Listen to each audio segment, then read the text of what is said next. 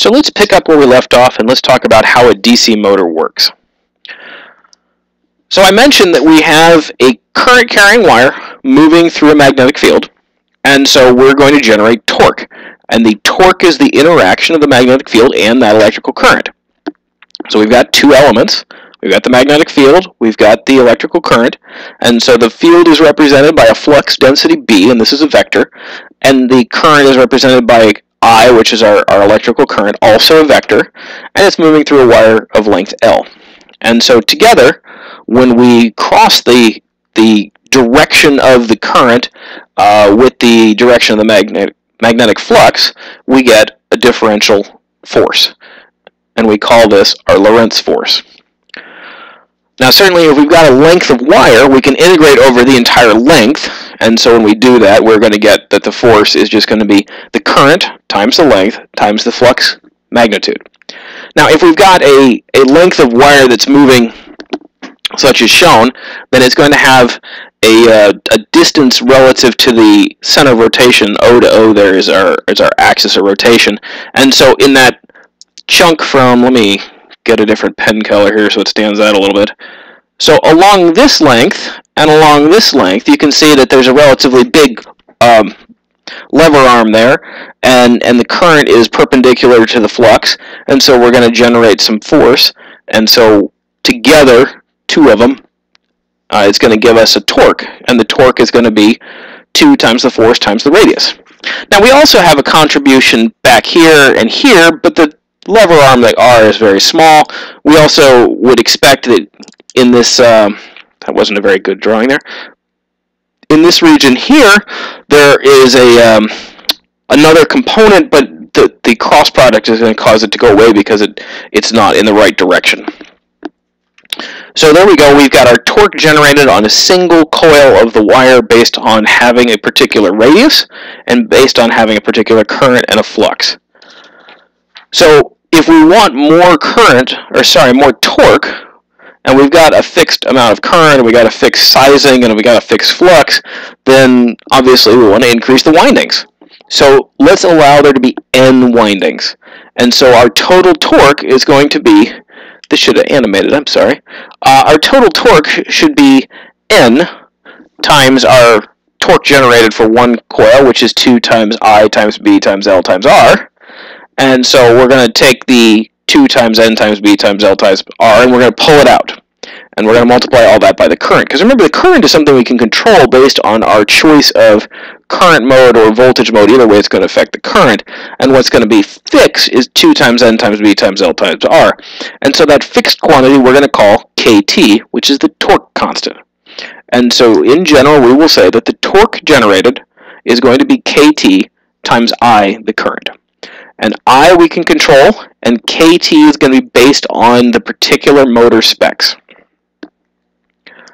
So we want to have a big KT. We want to get a lot of torque for a little bit of current, but that's not always feasible. That's going to be dependent on our sizing parameters. And so if we want a large KT, that means we got to have a large N, L, and R, which is number of windings, length of the current carrying part that's along the rotor, and the radius of the rotor, which is going to contribute to the size of the motor and the weight of the motor. And so if we've got a relatively small package of our device, then maybe a big N, L, and R is not feasible.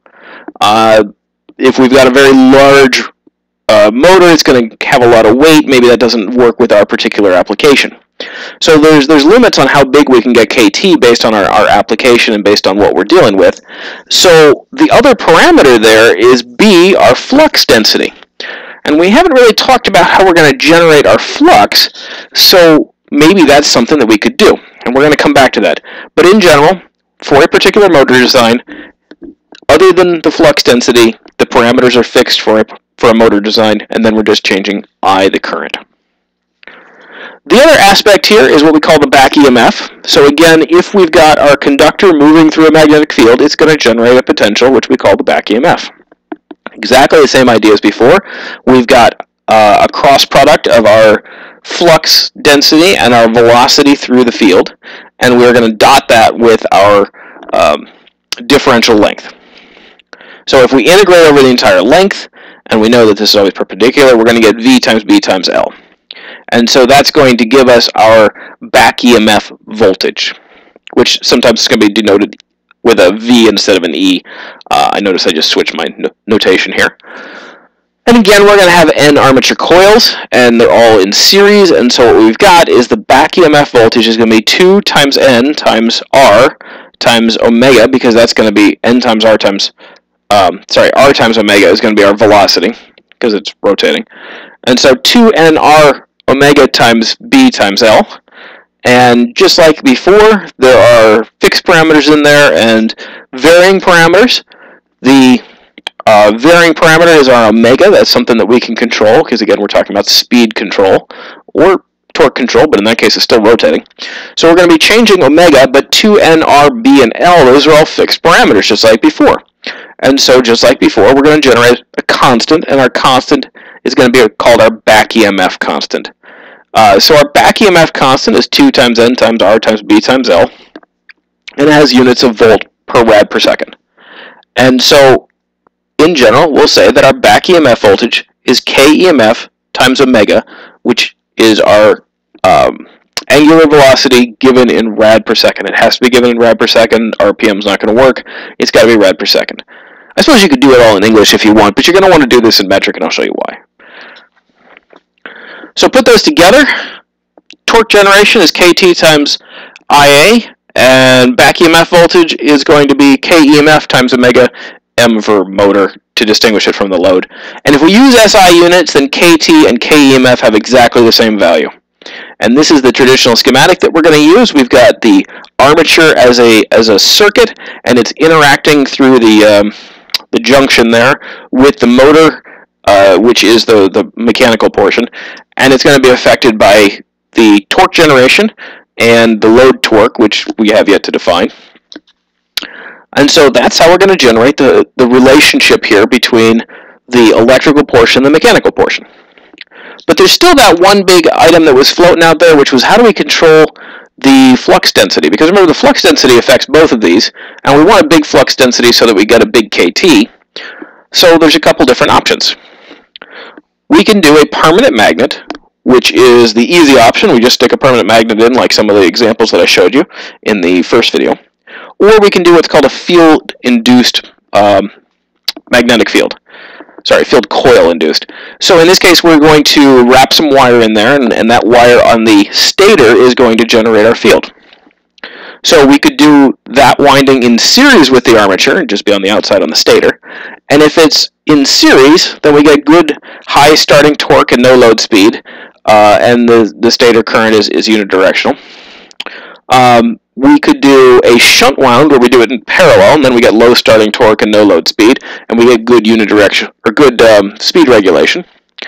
Or we could just do both of them, and if we do both of them, then we get good high starting torque and no load speed and good speed regulation. Or we could just separate them completely and do two different windings altogether, and then we can control them individually and get whatever we want. So that's how we can generate our flux. Probably the most common thing you're going to deal with is the permanent magnet, but certainly you're going to see that there are field coil-induced magnetic fields available. The permanent magnet, though, is the one that we deal with most frequently. So if we put that all together, then we need to still figure out the commutation. So we've got flux, we've got our design, we need commutation so we can get the current into the armature from the outside. So remember that the commutation is going to keep the current flowing, and we want to keep the torque from reversing, and this is how we're going to use our brushes to switch it back and forth. So here's our very simple system with two brushes, and then there's our commutator in the middle. And so we're going to apply our plus voltage over here and our minus voltage over here. So we'll run those to, say, a battery or a power supply. And we're going to put in our permanent magnet for this case because it's nice and simple with north and south. And so as we look at this, there's the blue coil and there's the green coil. And in both cases, the current is going to flow from the plus through the brush, through both coils and down to the negative.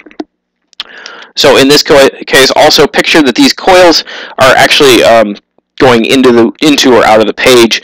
So the current, although it's kind of shown going down, is also translating into or out of the page, and so that's going to give us forces that look like this, one go in each direction, but that's going to give us a net torque. And it's a big net torque because we're nicely aligned with our magnetic flux. So there we go, that's our first step. But what happens when we rotate? And in this case, we've rotated by 90 degrees, and so now our green coil is on top, our blue coil is on the bottom, and as our current flows, well, whoops, when our current flows, notice that it's going to have the option of bypassing the coil completely and just going all the way around. That's another terrible drawing. It's going to bypass the coil completely and go around to the other brush, and it can go either direction. And in this case, there's no current through the coil whatsoever, and so there's no force being generated, and so there's no torque. And so we are at what we call top dead center, and we went from the case of having lots of torque to having no torque. So this is bad, but we'll just give it a little push. We'll give it just a little push here, and if we give it a little bit of push, then we get a current going, and the current's the same as it was before. That's not different, but now the angle's different. And so when we work out our geometry and we work out our cross product, you'll notice that the resultant force is smaller than it was back here. This gives us a big force, no force, little force. So we still get torque, but it's not as good as it was. And so this becomes the problem that if we have only a single set of magnets, or only a single set of two coils, then we have this problem where the current is going to be fixed, but the resulting force and resulting torque are going to vary with the rotation angle. But that's the effect of the commutator. It continues to put in the current through these coils, mostly other than that top dead center problem. As this is rotating, we continue to have current go all the way through, and we don't have to manually change wires up or anything. It changes as a function of the rotation angle because of the commutation. So we get back around here, and we're back to big torque. So if we draw that, we get something like this. So at some spots, which we said top dead center, TDC, then we have no torque, and at some spots, like that horizontal spot, we have a lot of torque, and it varies. And so one fix for this is to put in another set. If we put in another set, now that we've got top dead center problem on both of them, but if we add up the net effect, we can kind of bounce along that top. It's not going to be exactly like this, but it's going to be pretty similar. And so we get this little bit of a ripple, and this is what we might call a torque ripple. You'll see this mentioned in some of the literature. The torque ripple, it's still not perfect, and we'd have to add a lot more poles and a lot more phases in order to get nice and smooth, but the torque ripple becomes better in this case. Now you can see suddenly that if we went from single phase 2-pole to 2-phase 4-pole, that we've suddenly gotten a lot better, and if you add more, you're going to get even smoother and less torque ripple. Well, that's where the cost of your motor comes in, among other things, is you're adding a lot of extra components, which adds cost. So if we want to avoid our top dead center problem and make uniform torque, or at least more uniform torque, we always use multi-coil rotors. We may still use only a single pair of magnets, but we'll have more coils in our cheap ones, and that's why our very cheap motors are going to be 3 coils, 2 poles. I mentioned before that brushes are the primary source of failure. They wear out, they have electrical noise, they bounce around a little bit, and they have a limited maximum voltage. So if you're putting current through one of these, or voltage across it, and then you can imagine there's a resistance associated with it. If you get too much voltage, you damage it, things go bad, not good. So that is a failure source. But it's certainly in an expensive motor, it's something you can replace. In a cheap motor, it's not. And then the other major problem is heat. So when you're dealing with this, you're putting a lot of current through it, you're generating resistive heating, you've got friction, you've got the brush contact resistance, because again, sometimes there's an air gap in there, sometimes it's not making great contact. There's also hysteresis. So that generates a lot of different spots for resistance and resistance heating. How do you generate a model of this? Well, it's very difficult. At steady state, you can figure out your limits based on the specs, and that's okay, but the transient performance is going to be very different from that. So it becomes a very difficult problem. Basically, the short answer on heat is read the spec sheet and try not to exceed the current limits that are given in the spec sheet. Otherwise, you risk damaging your motor due to heat. So that's the operation of a DC motor. We will talk about how to implement them in a little bit.